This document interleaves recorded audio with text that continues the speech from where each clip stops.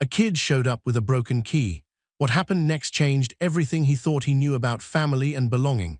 When the people who should protect you lock you out, where do you turn? Sometimes salvation comes from the most unexpected places, wearing leather and riding steel. If you're new here, subscribe and comment your location. Now let's begin. The rain was coming down hard that night. Not the kind of rain that makes you feel cozy inside. The kind that feels like tiny needles hitting your skin. The kind that makes you wish you were anywhere else but outside. Daniel walked through it anyway. He was 11 years old and he was soaking wet. His shoes made squeaky sounds with every step. His jacket wasn't doing much to keep him warm anymore. It was too thin and it had holes in the sleeves. He reached the big metal door of the motorcycle garage. The sign above it said Blackhawks MC in red letters. The paint was peeling a little bit. Daniel had walked past this place 100 times before.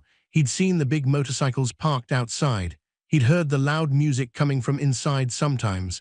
His stepdad always said to stay away from places like this. Those biker guys are trouble, he'd say. But Daniel didn't have anywhere else to go tonight. He pushed the door open. It was heavy, really heavy, the kind of door that makes a loud sound when it moves. Inside, it was warm. The air smelled like oil and metal and something else Daniel couldn't name. Maybe it was the smell of work, of things getting fixed. A man looked up from where he was bent over a motorcycle engine. He was big, not fat, just big, like he could lift heavy things without trying too hard. He had grease on his hands and some on his face too. His name was James, but everyone called him Sealers. He wore a black vest with patches all over it. "Can I help you, kid?" Sealers asked. His voice wasn't mean, just surprised. Daniel held up his hand. In his palm was a key, but it wasn't a normal key anymore. It was broken right down the middle, snapped clean in half. The lock was different, Daniel said. His voice didn't shake even though he was shivering. "I tried to use my key, it broke." Sealers stood up slowly. He wiped his hands on a rag, but it didn't really help. The grease was in deep. He looked at the broken key, then he looked at Daniel's wet clothes, then he looked at Daniel's face. "How long you been out in that rain?" Sealers asked. "Maybe an hour," Daniel said. "I walked around for a bit first. I didn't know where to go." Another man came out from the back room. This one was even bigger than Sealers. His arms were covered in tattoos. Dragons and skulls and words Daniel couldn't read from where he stood. His name was Mark, but his biker name was Jax. He was the kind of guy who didn't talk much, but when he did, people listened. "Kid soaked," Jax said. "It wasn't a question, just a fact." "Yeah," Sealers said. He walked over to a pile of clothes on a bench. He pulled out a black hoodie. It was huge. It would probably go down to Daniel's knees. The Blackhawks MC logo was on the front, a bird with its wings spread wide. "Put this on," Sealers said, handing it to Daniel. "You can change in the bathroom. It's through that door." Daniel took the hoodie. It felt warm in his hands, like it had just come out of a dryer. He went to the bathroom and peeled off his wet shirt. His skin was covered in goosebumps. The hoodie swallowed him whole when he put it on, but it was dry and warm, and that was all that mattered. When he came back out, Jax was standing at a counter with a bowl. Steam was rising from it. "You eat yet?" Jax asked. Daniel shook his head. "Sit," Jax said, pointing to a chair. The bowl was full of stew, beef and potatoes and carrots. It was hot, really hot. Daniel had to blow on each spoonful before he ate it, but it tasted better than anything his mom had made in months. Actually, his mom hadn't cooked in months. That's why it tasted so good. Sealers sat down across from him. He didn't say anything for a while. He just watched Daniel eat, not in a creepy way, more like he was thinking about something. "So your stepdad changed the lock?" Sealers finally asked. "Yeah," Daniel said between bites. "He does that sometimes when he's mad." "What's he mad about this time?" Daniel shrugged. "I don't know, maybe nothing, maybe everything. He's always mad about something." "Your mom home?" Sealers asked. Daniel stopped eating for a second. He stared at the bowl. "Yeah, she's there, but she's asleep." "It's only 8 o'clock, Sealers said. "She sleeps a lot," Daniel said quietly. The pills make her tired. The garage got very quiet then. The only sound was the rain hitting the roof. It sounded like drums, boom, boom, boom, boom, over and over. Silas and Jax looked at each other. They didn't say anything, but something passed between them. Some kind of understanding that didn't need words. "You got any other family?" Jax asked. "Grandparents, aunts, uncles?" "My grandma died last year," Daniel said, "and my real dad lives in another state. I don't even know which one. He left when I was little." "Friends?" Silas asked. "Someone's house you could go to?" Daniel thought about that. Maybe, but it's late. And their parents would ask questions. They'd probably call my stepdad. Then he'd get even more mad. "What's your stepdad's name?" Silas asked. "Paul," Daniel said. The name felt heavy in his mouth, like a stone. "Paul got a job. Sometimes he works construction, but he got laid off last month. Now he just sits at home and drinks beer and yells at the TV." Silas nodded slowly. "What about you? School going okay?" "I guess," Daniel said. "I get good grades. My teacher, Miss Jennifer, she's nice. She lets me stay after class sometimes and do my homework there. It's quiet. Nobody yells." "That's good," Silas said. "Education matters, kid. Don't let anybody tell you different." Daniel finished the stew. His stomach felt full for the first time in days. Paul didn't like to spend money on groceries.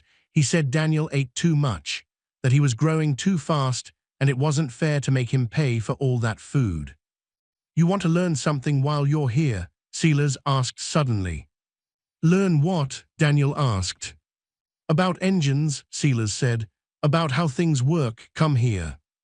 Daniel followed Silas to the motorcycle he'd been working on. It was old. The chrome was a little rusty. The seat had a crack in it, but Silas was looking at it like it was made of gold.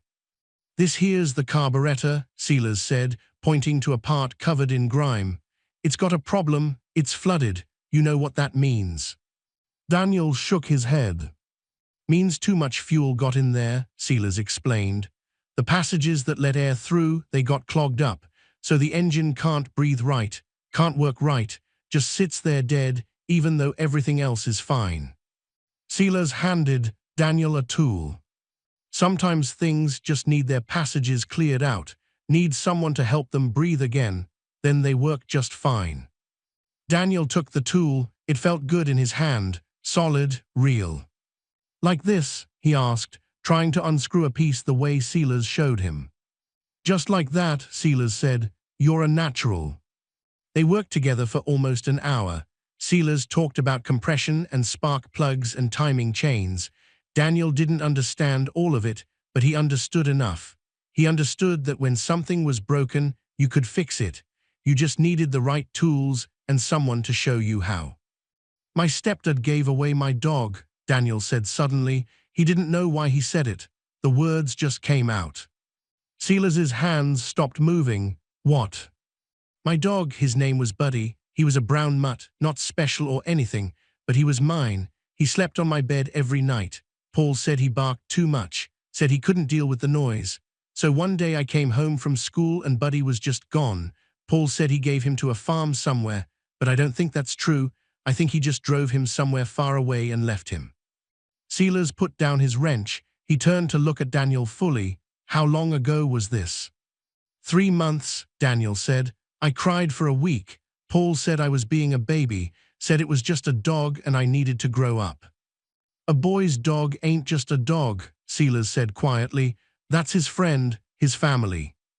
Daniel felt something hot behind his eyes. He blinked fast. He hadn't cried in front of anyone since Buddy left. He wasn't going to start now.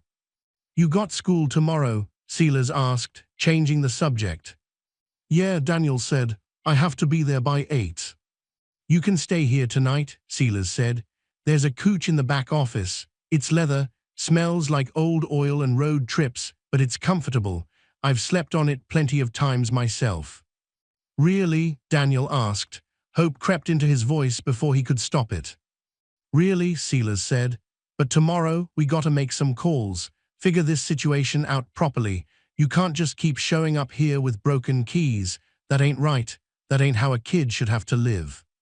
Daniel nodded. Okay. Jax appeared again. He had blankets and a pillow. Cooch is ready, he said. The back office was small but clean. There were posters of motorcycles on the walls, a desk covered in papers, and a big leather couch that looked like it had been there since the beginning of time. The leather was cracked in places, but when Daniel lay down on it, it felt like the most comfortable thing in the world. Sealers brought him a glass of water. You need anything else? No, Daniel said. Thank you for everything. Get some sleep, kid, Sealers said. Tomorrow's a new day. After Sealers left, Daniel lay there in the dark. He could hear the rain still hitting the roof. He could hear the guys talking in low voices in the main garage. He couldn't hear what they were saying, but he could hear the tone. Serious, concerned. For the first time in months, Daniel felt safe. Really safe. Not pretend safe where you have to sleep with one ear open in case someone starts yelling. Actually safe. He pulled the Blackhawks hoodie tighter around himself and closed his eyes. Tomorrow would come soon enough, but tonight he was warm and dry and nobody was going to hurt him. That was enough. The next morning, Daniel woke up to the smell of coffee and bacon. For a second, he forgot where he was. Then he remembered the broken key, the rain, the garage. He sat up and rubbed his eyes. His clothes from yesterday were hanging on a chair. They were dry now. Someone must have put them there during the night. When he walked out to the main garage, Sealers was already awake. He looked like he'd been awake for hours. Maybe he never went to sleep at all. Morning, Sealers said. There's breakfast on the counter. Bacon and eggs, help yourself. Daniel ate quickly. He kept looking at the clock on the wall. School started at 8. It was already 7:15. I called someone last night, Sealers said, sitting down with his own cup of coffee. A friend of mine, her name is Rita. She works for social services. Daniel's stomach dropped. You called social services? Don't panic, Sealers said calmly. Rita's good people. She understands how things work. She's not going to make things worse. She's going to make things better. My stepdad's going to kill me, Daniel said. No, he's not, Jack said from across the room. His voice was flat, final. That's not going to happen. There was a knock on the garage door. Sealers went to open it. A woman walked in. She was maybe 40 years old. She had dark hair pulled back in a ponytail. She wore jeans and a jacket, not the kind of outfit Daniel expected from a social worker. She looked normal, like someone's mom. You must be Daniel, she said, walking over with a small smile. I'm Rita. Hi, Daniel said quietly. Rita sat down next to him. Sealers told me what happened, about the lock, about your key breaking. I need to ask you some questions, okay? And I need you to be honest with me. Nobody's going to get mad at you for telling the truth. Daniel nodded. Does your stepdad hit you? Rita asked. Daniel looked down at his hands. Sometimes, not a lot, just when he's really mad. What about your mom? No, she doesn't hit me. She just sleeps mostly. The pills Sealers mentioned. Do you know what kind of pills? The orange bottles, Daniel said. From the doctor, she takes a lot of them, more than the bottle says to take, I think. Rita wrote something in a notebook. When was the last time you had a real meal at home?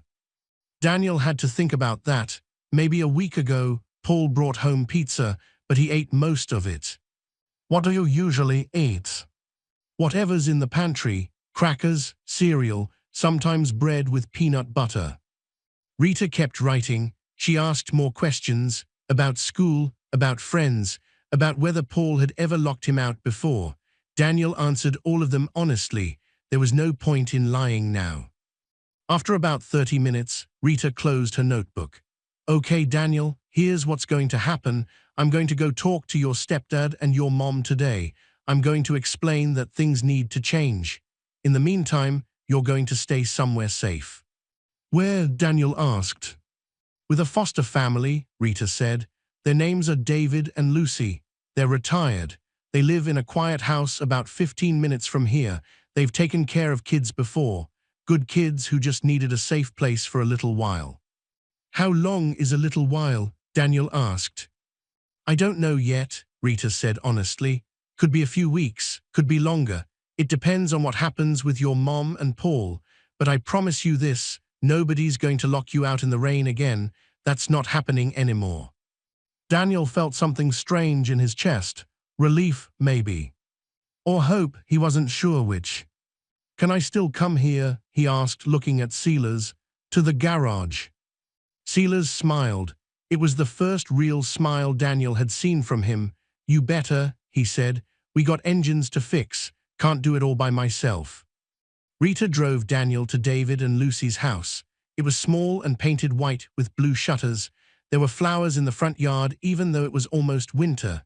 Lucy was waiting on the porch. She was older, with grey hair and glasses. She looked like the kind of grandma who baked cookies and read bedtime stories. Welcome, Daniel, she said warmly. Come on in, I made lunch. The house smelled like soup and bread. It was clean but not too clean. There were pictures on the walls, a big TV in the living room, books on shelves. It looked like a real home, the kind Daniel had only seen in movies. This is your room, Lucy said, opening a door down the hall. It's not big, but it's yours. Nobody's going to come in without knocking first. The room had a bed with a blue blanket, a desk, a lamp, a window that looked out at the backyard. It was simple, but it was more than Daniel had expected. Thank you, he said quietly. You're welcome, sweetheart, Lucy said. Now come eat, you look too skinny. The next few weeks passed in a strange blur. Daniel went to school every day. David drove him there in the mornings and picked him up in the afternoons. Lucy made dinner every night. Real dinners, chicken and vegetables, spaghetti with meatballs, meatloaf with mashed potatoes. Daniel ate until he was full every single time. And every Saturday, David drove him to the Blackhawks garage. Silas was always there waiting. He taught Daniel how to change oil, how to check tire pressure, how to clean chrome until it shined like a mirror. The other guys in the club started to know Daniel's name. They'd nod at him when he came in. Sometimes they'd ruffle his hair or ask him about school. Daniel felt like he was becoming part of something bigger than just himself. One Saturday, a new guy showed up at the garage. His name was Miller. He was younger than most of the other guys, maybe 25. He had slicked back hair and a cocky smile. He was trying to join the club. Silas said he was a prospect. That meant he had to prove himself first. Miller watched Daniel working on a motorcycle chain. Who's the kid? He asked Jax. That's Daniel, Jax said. He helps out. Helps out? Miller laughed. Looks more like the club's charity project to me. The entire garage went silent. Every single person stopped what they were doing. Tools stopped moving. Conversations stopped mid-sentence. Even the radio seemed to get quieter. Silas stood up slowly from where he'd been working. He walked over to Miller. He wasn't walking fast. He was walking slow, deliberate, like a lion walking towards something it was about to eat. What did you just say? Silas asked. His voice was quiet, dangerously quiet. Miller's cocky smile faded a little. I just meant, you know, he's just a kid hanging around. He's not just a kid, Silas said. His name is Daniel. He shows up here every Saturday morning at 9 o'clock sharp. He works hard. He asks questions. He learns. He doesn't complain. He doesn't make excuses. He's got more integrity in his little finger than most grown men have in their whole body. Silas stepped closer to Miller. You want to be part of this club? Then you need to understand something. We don't measure men by their luck. We don't measure them by where they came from or what hand life dealt them. We measure them by how they carry themselves, by whether they do right even when nobody's watching, by whether they show up when things get hard. Silas pointed at Daniel. That kid there, he's been through things you couldn't imagine, things that would break most adults, and he's still standing, still trying, still showing up. That makes him worth 10 of you on your best day. The garage was so quiet Daniel could hear his own heartbeat. Now you got two choices, Silas continued. You can apologize to Daniel right now, look him in the eye and say you're sorry, or you can walk out that door and never come back. Your call. Miller looked around the garage. Every single person was staring at him, waiting. Nobody was smiling. Nobody was going to help him out of this. He turned to Daniel. His face was red. "I'm sorry, kid, that was out of line." "It's okay," Daniel said quietly. "No, it's not okay," Silas said. "But it's done. Miller, you're on cleaning duty for the next month. Every Saturday. Floors, bathrooms, everything. Maybe that'll teach you something about respect." Miller nodded and walked away to start cleaning. Jax came over and put a hand on Daniel's shoulder. "You good?" "Yeah," Daniel said, "I'm good." The weeks turned into months. Rita kept working with Daniel's mom. She got her into a program for the pills, got her into counseling. Paul moved out. Rita said the divorce papers were already filed. Daniel's mom was trying, really trying, but she still wasn't ready to take care of Daniel full-time, not yet. So Daniel stayed with David and Lucy, and every Saturday he went to the garage. Then one Saturday in spring, Silas told him to come early. "Got something to show you," he said on the phone. When Daniel arrived, the whole club was there, all of them, even guys Daniel had only seen once or twice. They were standing around something in the corner of the garage, something covered with a tarp. "Come here, kid," Silas said. Daniel walked over slowly. His heart was beating fast. "Today's special," Silas said. "It's your 12th birthday." Daniel had actually forgotten. With everything going on, birthdays didn't seem important anymore. "We got you something," Jack said.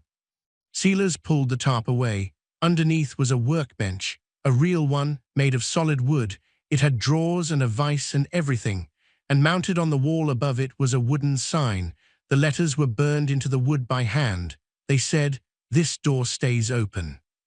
Daniel stared at it. He couldn't speak. His throat felt tight. "This is your spot," Silas said. "Your permanent spot, right here in this garage. Doesn't matter what happens out there in the world.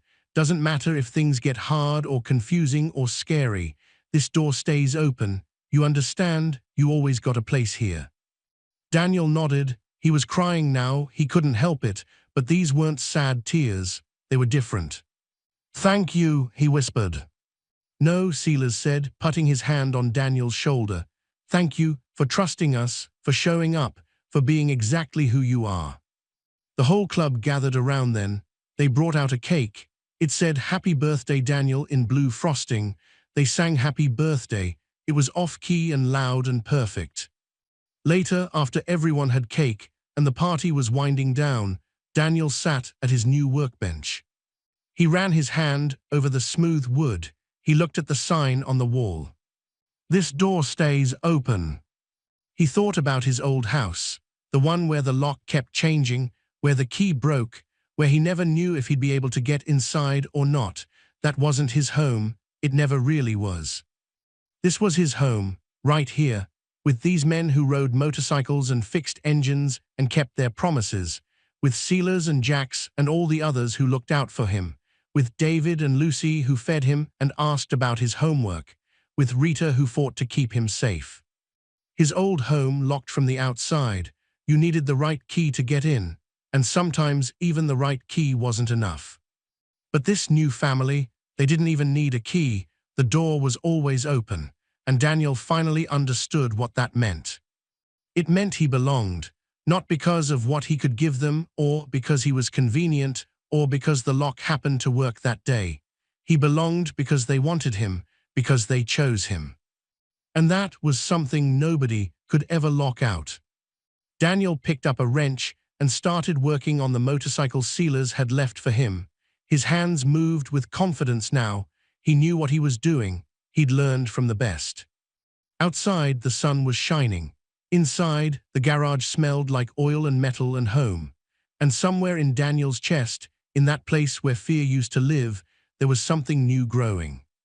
It felt like hope, like safety, like family. And it felt permanent.